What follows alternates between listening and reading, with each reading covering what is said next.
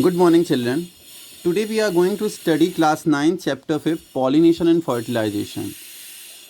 In the last chapter, we all had studied about the inflorescence and placentation. The lecture has been uploaded in your YouTube, and I had sent that link in the School Mitra application. Now we are going to study about the chapter 5, few topics, pollination. First of all, we must know that what is pollination. Pollination means, we understand by the pollination means transfer of pollen grain from the anther to stigma. We all know that the pollen grain is the male gamete of the plant, and anther is the male part. We already studied in the four walls of the flower, and stigma is the female part. So that pollen grain will be transferred from anther up to stigma, it will reach, and that is the process called pollination. Pollination occur in three principal way. First of all, there are three methods in which the pollination occur. First of all, pollen of same flower may fall on its stigma by itself. When the pollen of same flower means the same flower might be that is bisexual flower or the unisexual flower. When that flower pollen fall on the stigma by itself without any medium, the pollen fall on its stigma. The process is called as autogamy, or that means self.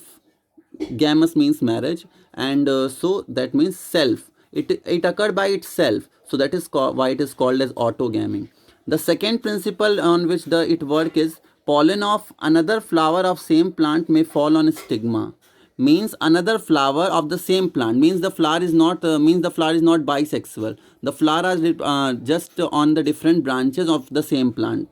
So that in that case, that it is called as geitonogamy, means the same species flower is on the same plant but have the unisexual, means one is the male and other is the female. On the same plant they are just located, so that process is called as geitonogamy. Now the third principle is pollen of a flower of another plant of the same species may fall on the stigma. Means the flower are far apart, or plants are far apart with each other, then agents will be required in that.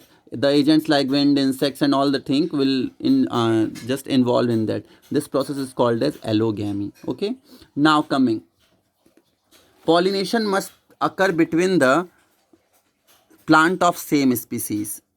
In this is the main thing, that the pollination will occur only in the plant of same species. Why? Because we all know that there are different plant, guava and all that, people, neem and all that. It is bond characteristics, which is just it is just bond characteristics with the flower itself. Nature itself had given to the flower that it will recognize its own pollen grain, it will recognize its own stigma, because there are, when agents are there or anything, when the pollen grain reach up to the stigma, then different pollen grain also reached by the wind, by the insects, if just twig in that in their mouth and just stick on the other flower, then that particular different pollen grain of the different plant also reach up to the stigma of different flower. But the stigma have capacity to recognize its own pollen grain, means the same species pollen grain it recognize, and then the process of reproduction will start. So here it is written, only the pollen of same species of plant will survive, means the same species of the pollen will survive, means reproduce and grow further to continue the process for reproduction. And the pollen of rest of type, means the rest of pollen which had been reached up to that particular plant will fail to germinate and just perish. Now coming to the types of pollination. Types of pollination, there are two types of pollination, self pollination and cross pollination. We'll study these both type of pollination. Here we could see the diagram. It has been given that, see here, the self pollination means either the flower is on the same plant, whether it is bisexual, means both male and female organ is there, or the different branches same plant, that is also the geitonogamy and autogamy. And allogamy means when the plant is of one flower is of different plant and different, and but they have the same species, but the flower are located on different plants, so the same species plant, then the cross will occur through any agents, that is called as allogamy or cross pollination. This is the diagram. Now we are going to study about the self pollination and cross pollination, the types of pollination we all studied. Now self pollination. What is the self pollination? Transfer of pollen grain. We all could see here, transfer of pollen grain from anther to stigma of same flower, that is autogamy, or the stigma of another flower of the same plant, geitonogamy. means either the flower is bisexual, having both male and female part, its pollen will reach up to its stigma, or the flower are on the same plant, it is beard on different branches. Then that type of transfer of pollen grain from anther to stigma is called as the self-pollination. Both the autogamy and geitonogamy will be occur. Here clistogamous flower are there. Clistogamous flower means that the reproductive structures are not exposed out. They are just embedded in that because there is no much requirement. So that's why the reproductive structure are just embedded in that. According to the requirement, no such medium or agents are required, or showy things should be required to just attract the pollinating agent. That's why. Now, when self-pollination occur in the different condition. First of all, bisexuality of the flower. Bisexuality of the flower means that when we are talking about bisexual flower, bisexual means both male and female flower if present is there in the same flower, then there will be the self-pollination occurring. Unisexual flower on the same plant means one plant will be the male staminate flower, other will be the pistillate flower, but will be beared on the same plant, different branches. So that is also condition of the self-pollination.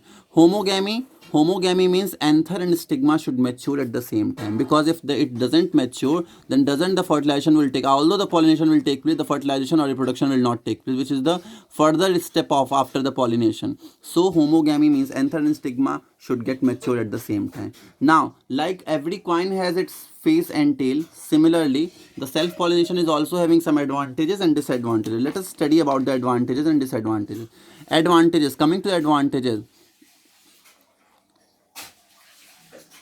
The self-pollination is sure that it will occur when stamen and carpel, means male and female part, will mature at the same time. Then it is definitely that self-pollination will occur. Parental character are totally preserved here. No wastage of pollen grain. Here no wastage of pollen grain because no agents are just using, and it doesn't skip out of the plant. It is just had to travel a short distance of time or short flower. So that's why it is called as no wastage of pollen grain occur. Flower need not to be large and showy because it is not there to just attract the particular insects or just have the showy texture or light texture so that it would be carried out by wind or water. So it should not be not to be large and showy. Scent and nectar not to be produced because scent and nectar are not produced because they are not there to attract the particular insects or all that thing. So large amount of nutrient material is just saved. Scent and nectar not to be produced. Why the scent and nectars are not to be produced? Because they are not had to be attracted by the insects. So large amount of nutrients which are just required to produce the scent and nectar will be saved. Now after the advantage, we are coming to the disadvantage. Disadvantage of the self-pollination is this, that continuous self-pollination if there will be occurring, then after a certain generation there will be weakening of variety of species, or not best variety will occur. And here the next one is it does not yield the new variety. Since in the cross pollination we are just crossing different genetic material of the same species, so we will get the new variety, but here we will not get any new variety. So these are all the advantage and disadvantage of the self-pollination, where the pollination will be occurring, means transfer of anther, pollen from anther to stigma will be occurring on the same flower of the stigma of the another flower on the same plant, means autogamy and geitonogamy will be occurring here. Now the last one of the today's lecture is this, the cross pollination. What do you understand by the cross pollination? We already had studied transfer of anther of flower of one plant to the stigma of flower of another plant of same species. Here we all had seen the diagram also. Here what is happening, the plant A and plant B both are of same species, but the flower is being transferring its pollen grain from one flower to different flower of the same species. So here what is the definition written here? The transfer of anther of the flower of one plant means the pollen grain will be transferred from one flower to the different flower located on different plant, but both the plants are of same species. Okay, here chesmogamous flower is being used because its reproductive structure is just exposed. In the self-pollination the example was of pea example was there, and pansy, and in the cross pollination there was example of oxalis and hibiscus. Exposed reproductive structure. Why exposed reproductive structure or chesmogamous flower is present? Because if the reproductive structure will be exposed, then only it will be attracted by insects and all the things. That's why. Yeah, coming to the advantage, here the offsprings are healthier. Seed produced are abundant and viable, means the large amount of seed will be produced, healthier offspring will produce, and new varieties will definitely be produced. Coming to the disadvantage, it is not always certain, because always the availability of agents is not there. It is not that the agents will come at the proper time when the flower is just pollinating or just had been germinated or matured. So there is not always certain that the availability of the particular agents. Lot of wastage of pollen occur because the agents are just taking and transferring the pollen from one anther to the stigma. A lot of wastage of the pollen occur. It is uneconomical for the plant because the lot of amount of the energy or the nutrients had been invested in producing the nectar and all the things. That's why it is not economical for the plant. The minerals are just required to just attract the pollen, and it is just medium. It will occur or not occur, it doesn't know. So today we all had studied about the pollination and fertilization. Relating to this chapter, study it and all write the notes regarding this thing. Any important topic, if there will be any problem, you all could ask me. This is the pollination. What is the pollination? And we had studied about the pollination, self-pollination. Self-pollination we had studied. Then we all had studied the condition for the self-pollination, advantage of the self-pollination, disadvantage of the self-pollination. Then we had studied about the cross-pollination, advantages of the cross-pollination, and then we had studied about the disadvantages of the cross-pollination. Okay, thank you, students.